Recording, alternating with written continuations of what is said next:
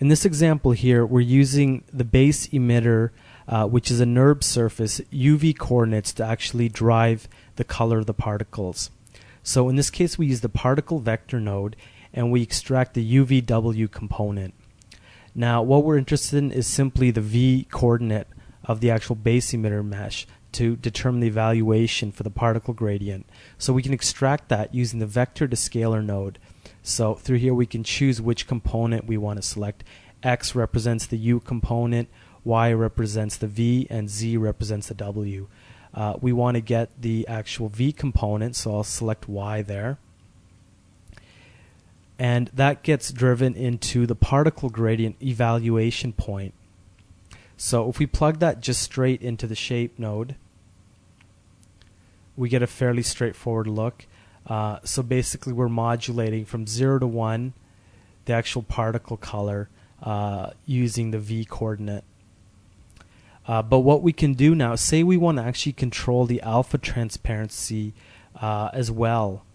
Now, because we plugged in the V coordinate system as the evaluation point for this gradient, it's always going to use that criteria to determine the alpha. So we could modulate the alpha based on that criteria, but if we're interested in controlling it separately, what we could do is actually use a mix to color node. So in this case, we're plugging in that gradient to the base color. We're plugging in a new gradient into color 1. Now we set the weighting to be 0 for the actual color channel. So RGB is set to 0, but the alpha component weighting is set to 1. So this means it'll evaluate this render tree for the actual color channel, or evaluate this gradient for the alpha. So this is actually controlling the alpha. So if we go in the alpha and change the effect here, you can see we can modulate the effect independent of the UV coordinate. And because there's nothing driving the evaluation point, by default the criteria is age percentage. So as the particles get older, we can fade them out. So you can see as I bring this down, the particles fade off much quicker. So I can quickly just customize this a little bit, add a new marker in here.